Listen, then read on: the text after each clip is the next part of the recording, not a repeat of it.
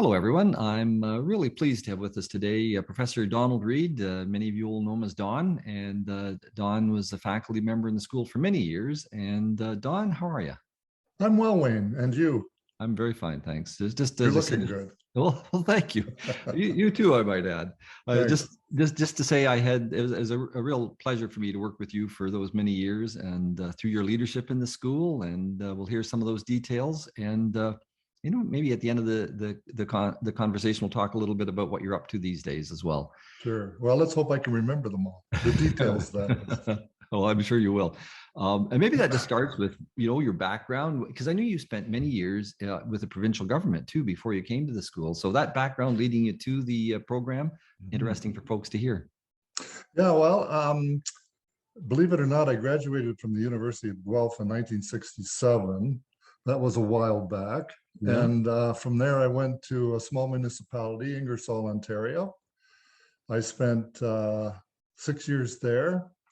And then I did go to the province, first to the London regional office, where I was a consultant for the ministry that I worked for had many names, starting with the Ministry of Education and ending with the Ministry of Culture, Tourism, and Recreation.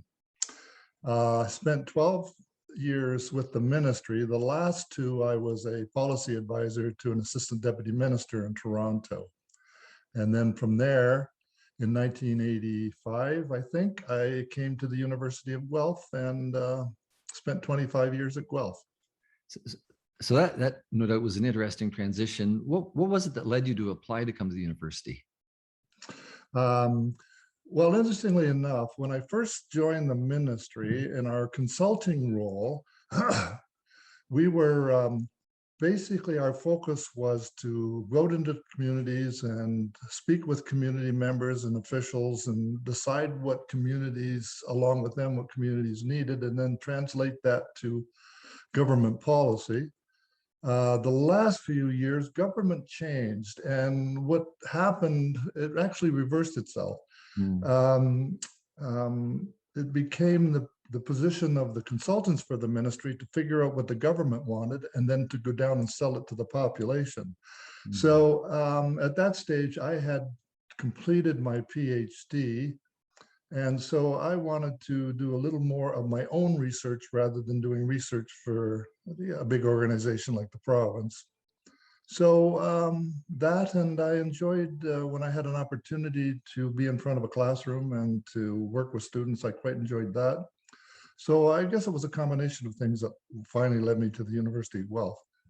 Of course, you have recognized expertise in rec and tourism and the like. And was it primarily that focus that you were asked to bring to the university at the time, or was it? Well, I don't think so, actually. Okay. And I'm not going to call it a mistake, but most people do, because I taught a tourism and recreation course. Yeah. But I also taught a social planning course, and I see tourism and recreation as a derivative of social policy. It's one sort of social policy quiver or arrow in the quiver of a number of other disciplines as well. So I see myself as a social policy, a planner in social policy, and recreation and leisure and tourism are a derivative of that. Indeed, and big commitments to the school, though, a big contribution to the school in that area, though. I think we many students graduated with background and experience in the kinds of things you're just talking about now. Yeah, and I still do keep in touch with some of them. In fact, I just finished being a referee for one of them who is. Yes.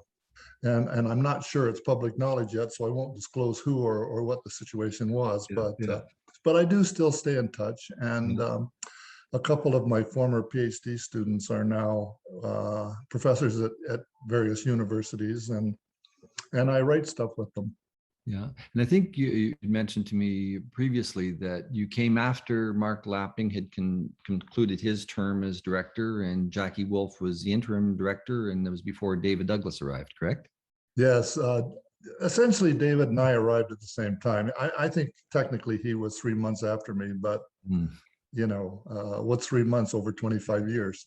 Bragging rights, perhaps. I'm not Well, sure. maybe, yeah. He And always likes to remind me that I'm a little older than he is.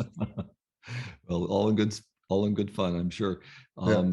So when you arrived at the school, and I'm just reflecting, it was now established, right? It was, or maybe still establishing, but there'd been a few cohorts of students having graduated and the like. Yeah. What did it feel like at the time, Don? Well, and I'll just remind you that at that time we were what was called a university school of rural Right. planning and development, and essentially we were basically on our own. It wasn't until later, actually after my reign as the director, we joined in OAC with what are now our brother or sister programs. Mm-hmm. And your reference, of course, to a director.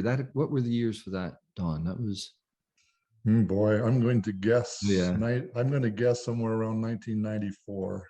yeah, thereabouts. Because I know when I first met you, I think it was in that context or shortly thereafter. And as I recall, so David had finished his term as director, and then you stepped into the role thereafter. I did. It was interesting because I came to the directorship after a year being on sabbatical. So um, I sometimes think I was hornswoggled into the job. But um, I have to say that's not what I was there to the university to do, although I was glad to do my bit. But I did one term, and then John Fitzgibbon followed me. Right. Yeah. It is just interesting to reflect on that, though. So many folks come to the university, and it's not about doing administration. It's about doing all of those other important things, the teaching, the research, and types of service. But it is true how many people end up having to step into those important leadership roles because it needs to be done. Yeah, I think I had my fill of being in the administrative stream, working for a municipality and in the province of Ontario. So Yeah. that wasn't the reason I went to the university. And what are your recollections of the student body from those early days, too, if I might ask? In terms of what kind of students? Yeah, kinds of students, their interests, because I think students evolve over time. Like as society evolves over time, the cohorts of students evolve a little bit over time too. Yeah, I'm not sure there is a whole lot of difference between the students when I started and when I finished. Perhaps the two sort of thrusts, that is a municipal thrust or a Canadian stream, and also the international stream. I don't know.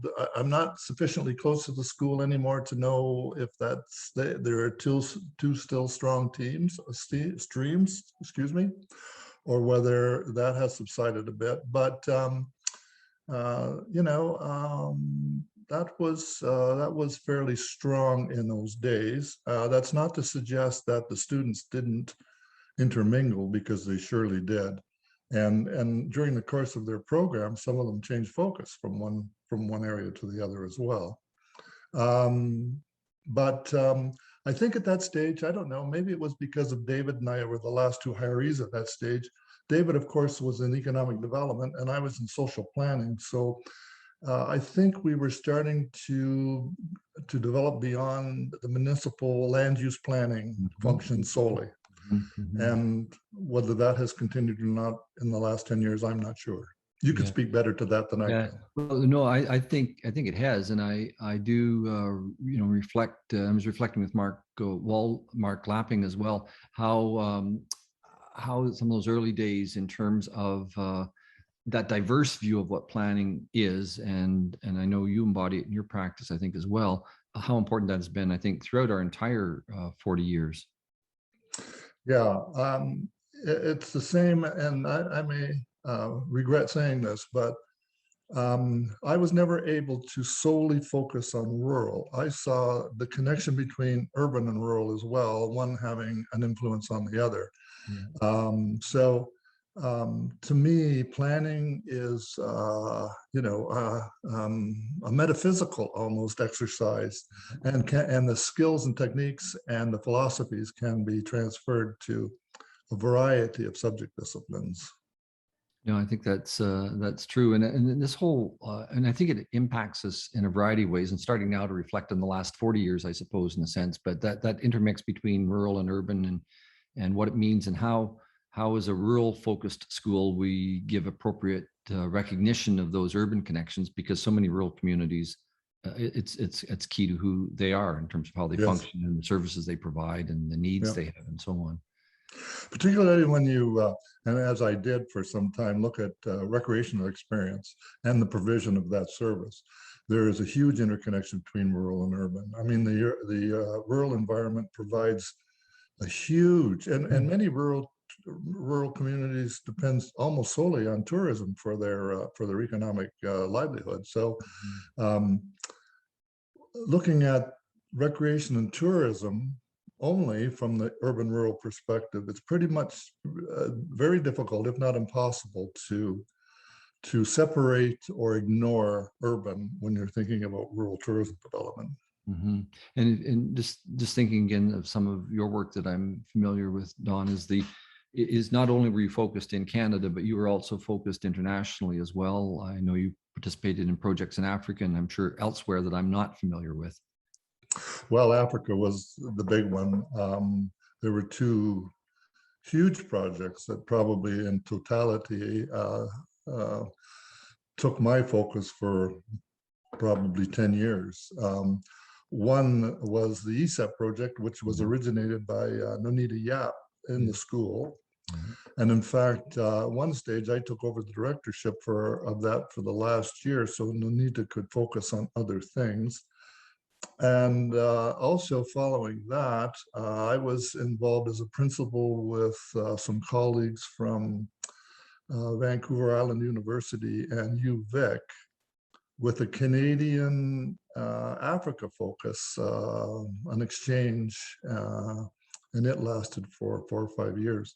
Mm-hmm. The Canadian part was financed by CEDA, no, sorry, by SHIRK, and the international, the African side of it was funded by CEDA. So that was a unique experience for those two agencies. That's the first time that they had come together on a joint effort. And I'm assuming you had students working internationally as part of those projects as well. Yes. Wanzi Maruvi, you may remember, she was very much involved in that. And there was a couple of others as well. Joy, I've forgotten her last name. I'm sorry. Sampson? No, No. Okay. I'll think of it. Okay. She was heavily involved as well. Joy was a PhD student at that Okay. time, and Wanzi already had a PhD and had come back, and she had a PhD in biology and had come back to take her master's degree in planning. She wanted to, in fact, switch fields. Yeah, interesting. Yeah. So, any other reflections from the early days, Don, that when you were first with the school, facilities, how things worked or didn't work, with the challenges that might have existed with a relatively small school that kind of existed off onto itself in some ways? Yeah, that had some advantages, there's no doubt.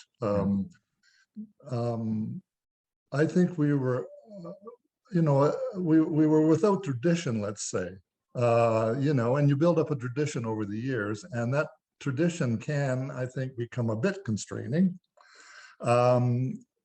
Although it certainly wasn't anywhere of a major impediment to what we were doing by any stretch of the imagination, but you know yourself. So I think that the early days allowed us a lot of freedom because we were feeling our way. We were trying to build something, and we didn't know exactly what that something was at the time. Yeah, I think it may be much clearer now. And from that early perspective to where we are today, if you look back over the last 40 years, what do you think rural planning and development has meant? To whom? Could be to community, could be to students, could be to yourself, could be to the broader. Well, yes. For me, I certainly found a home in the school and enjoyed every bit. In fact, as sort of a joke, but really it wasn't a joke, I used to tell the students in my tourism and recreation course that I really wasn't at work when I was with them and other students. I was really truly at leisure. And the only time I really had to work at the university is when I had to interact with the administration. But, I think there's a truth to that. Yeah. There's a truth to that. So I don't regret at all my time at the University of Guelph, for sure. And in terms of, what the program might have meant beyond the university itself, any reflections on that, Don? Well, I think, yeah, for sure. The program, the Canadian side certainly was unique when I look at some of the other planning schools across the province. And in a number of ways, we filled a gap that is, I think, probably, and we're still filling. Interestingly enough, I'll give you a little anecdote to demonstrate that. The City of London, some years ago, annexed a mess of property. And in fact, when they were at the municipal board to annex that property, the board said to them, okay, we're not going to allow you to cut up all these small municipalities. You're either going to take the whole thing or you're not going to get anything, which gave the City of London a huge amount of rural area on which to administer. And boy, they came right to the school looking for people with rural planning experience to undertake that. So that's an anecdote I think is worth repeating, because it demonstrates that people knew about us and probably still do, maybe even more then. The other issue too is I thought the school was unique and benefited from the international development stream in a number of ways. But one of them was that a lot of well-developed personnel came back to the school for a master's degree after being in the field for a long time. And that brought a richness to the program that maybe some other schools don't get. Now, mind you, a number of them came back to start families because they were in countries where the medical expertise was not to their expectations when they were going to have a family. So the motivation was to do both, to come back and start a family and also to upgrade their education. But the school and the student body certainly benefited from the experience of those people coming back. I think you're right. The richness that creates, and I'm just reflecting right now on I think we've, as a school, I think the program we've done okay through COVID, but some of that has been lost, right? So we're looking forward to getting that reinvigorated. And I say that just from the point of view when people can't be in physical proximity to each other, it's trickier to build that, as was the case historically. So if we think forward to the next 40 years, what do you think some of the opportunities, some of the challenges before rural planning and development? What do you think about that?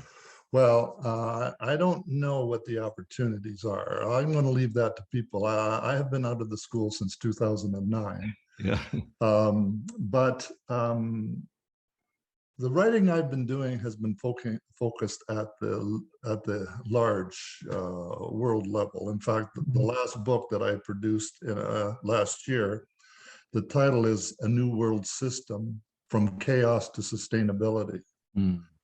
And my hope is that there's a great need for planners to think at that level. And I know that young students are interested in the next 5 years for their own well-being and professional development, and that's fine. But boy, the large level now really needs to be examined, analyzed, and prescribed, because as you know, social justice, including environmental policy, is really important these days. And who else is going to do that? Hopefully we're not going to give it over to the economists because they'll make a mess of it.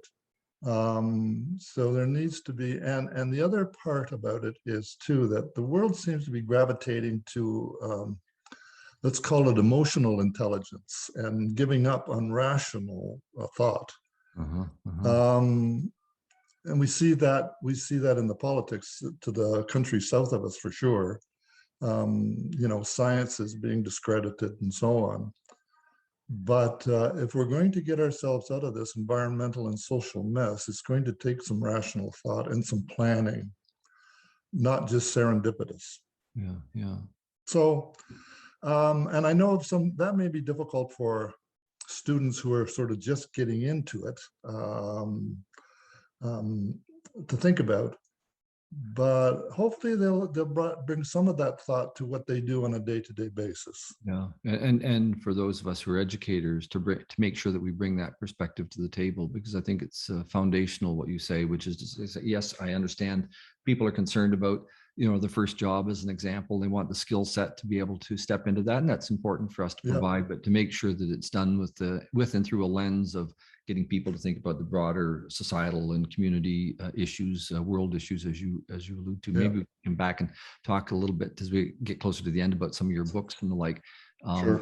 That also gets me thinking, if you were to give a message to incoming students, that it might capture some of what you just said. Is that fair?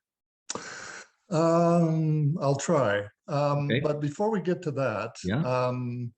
I guess I wanted just to reflect on the makeup of the school. Sure. One of the discussions that we continually had, and you may remember as well as I, that we are a master's degree, okay, without an undergraduate degree. So some of my colleagues and some of the students felt that we should in fact regurgitate or duplicate what undergraduate students got when they were undergraduates. And I understand some of that, but it seems to me that if you're working at the master's level, then there is some responsibility to provide leadership to change in the field. Okay, and I saw it as a strength to not necessarily have planners in the program that had come up traditionally through the undergraduate planning, but people coming from a variety of disciplines who could give us different thinking about what planning should be. Mm. And from that perspective, then new things might develop out of the school that could orient the planning profession in a different way. Now, I don't know whether you agree with that or not, but that's how I thought about it. Yeah. When I was there. I think it's a fantastic comment. You'll be interested in something Mark Lapping said, which was that I don't know if he didn't necessarily the best, but he really liked students coming into the program that had a degree in English literature, because they thought about things differently, right? And I think that's effectively what you're saying as well. And I think probably in practice, as I look at our admissions of coming into the school, 95% of them are not coming from planning, but coming from a variety of disciplines, from music to physics to mathematics to, of course, geography and political science and things like that are more closely aligned.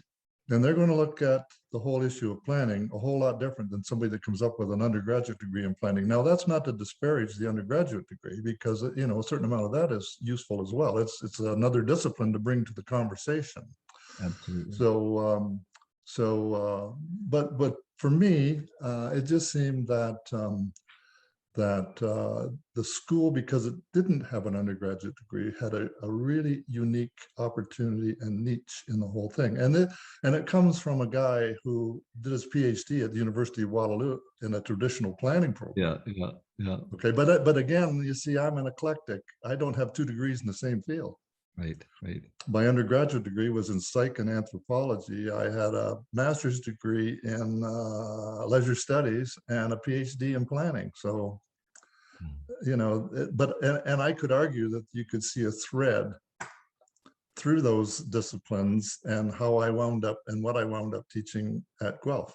Yeah, and no doubt how you taught it and what the lessons were as well. I think those are very fine reflections, and it does. I mean, even with our own students, I will talk about the what I perceive as the advantages of a graduate degree in planning relative to, I mean, an undergraduate degree is very helpful. It provides technical skills and so on, and yet if I look at the incredible success our students are having securing employment, it says to me that lots of employers agree with exactly what you've said too, that graduate degree it's a reflection of maturity and expertise and insight from different perspectives, which I think are of great value. Anything Yeah, else? I mean, um, I always tried to resist, although I understand the value and the need for a certain level of filling up the little black bag with planning tools. But I tried to resist the notion that was all we wanted to do. Right.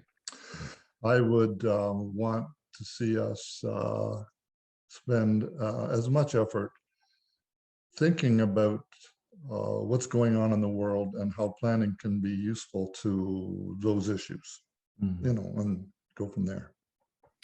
Anything else you'd like to say to incoming students as we look to the future? Those are good comments right there. Oh, goodness. I don't think so. I think I'm sufficiently removed from the student body to not venture into that area. But only to say that, tackle the big problems as well as the little ones. Yeah. Because the little ones are going to depend on a resolution of the big ones. Yeah. Yeah. No, that's very true. What are you doing now? Well, I basically spend the majority of my time writing. Yeah. Since I've retired, I have written, well, I have 2 books published and another one that's before the publication, the publisher now, and a couple of book chapters in edited books that, well, one is a former student, she's now at the University of Waterloo. You may remember Heather Mayer. Certainly, yeah. She's editing a book now that I have a chapter in, and yeah, so I've been writing. Yeah, mainly. good for you, and Playing a little golf. Oh, well, that's good. That's good. Yeah. And I know you still do some traveling, or when Yeah, I spend situations allow I us to. spend I spend 3 months a year after Christmas until the spring in Seville, Spain. Sounds very civilized, Don. Oh, it is, and it's a great place to write too. Yeah, good stuff. And I know we talked about incoming students, but what would you want to say to former students? Well, that's interesting. First off is I hope it was worthwhile Yeah. being with us. And I have no doubt about the response we would get from that. I still correspond and talk to a number of former graduate students. Yeah. Yeah, from way back too. It's quite remarkable, isn't it? It is. Yeah. The distribution across the country, across the planet, and various things. And I think that's also, from my point of view, one of the things that is cool, if I could, about rural planning and development is the ability to do different things, right? And the other, sorry, and the other thing that I'm always impressed with is what they're doing. I mean, even in job title and the kind of work they're doing is always amazing to me. A number of them run very successful consulting companies. One person who came when I was there is now the head of one of the big NGOs working out of London, UK. One is now the mayor of Vernon, BC. There you go. So, Victor Cumming, I don't know whether you remember Victor or not. He ran his own consulting firm for a long time, engaged me to be a part of a big planning effort at Kicking Horse Mountain Resort in BC. They were attempting to change it from a local ski hill into an international site, which they've been very successful at. And Victor actually did the planning in the base community to ready them to meet the challenges of what was going to take place in terms of development. So, yeah, so it's I run into a few of them from time to time. Good stuff. Anything else, Don, you'd like to offer? I don't know, Wayne. I mean, your Not words of really, I wisdom. guess. I leave Yeah. it to you to ask the questions. Well, I think we've covered the general areas that I was hoping to cover, and I'm not sure if there's anything else that comes to mind from your reflections for today, the past, or into the future. I'd be open to those, of course. But if Mm. not, Mm. we can wish you well and move on. Well, thank you very much. I've enjoyed seeing you again, Wayne.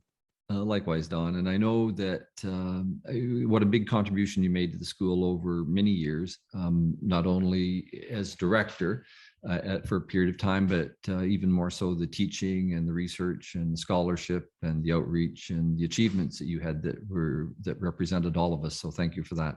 Well, thank you for your kind words. You take care and all the best, Don. Okay. Bye bye. Thanks, Wayne.